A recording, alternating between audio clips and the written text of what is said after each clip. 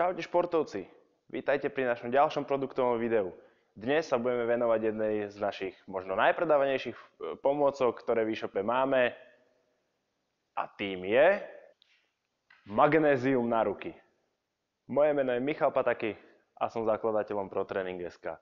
Dnes by som vám teda rád povedal niečo viac o magnéziu, ktoré používame hlavne, keď sa nám potia ruky, to znamená, keď potrebuješ mať pevnejší úchop, keď potrebuješ, aby sa ti hrazda alebo činka nešmykala.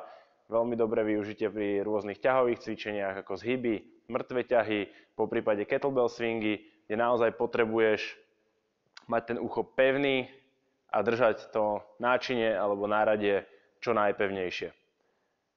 Dám ti jeden tip, ako by mali vyzerať ruky, ktoré sú natreté magnéziom. Takže, keď si natieraš ruky magnéziom, hlavne ženy s tým majú často problém, tie ruky musia vyzerať takto.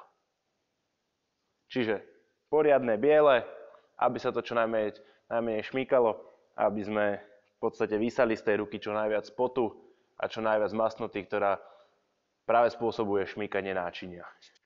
Takisto, keď budeš brať nejakú činku alebo hrazdu do ruky, môžeš si ju namazať trošku magnéziom, viac aby sa ti nešmykala. A tá činka musí vyzerať takto. Magnézium od nás z ProTraining.sk ti príde v takomto jednoduchom obale papierovom. Není vôbec podstatné, ktoré ti príde, či toto s potlačou alebo bez potlače. Podstatné je to, čo je vo vnútri. Tam je vždy dobré a kvalitné magnézium, ktoré ti zabezpečí bezpečný a pevný úchop.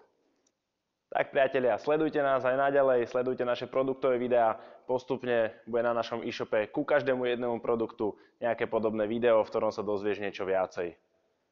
Takže vidíme sa pri ďalšom videu. Adios.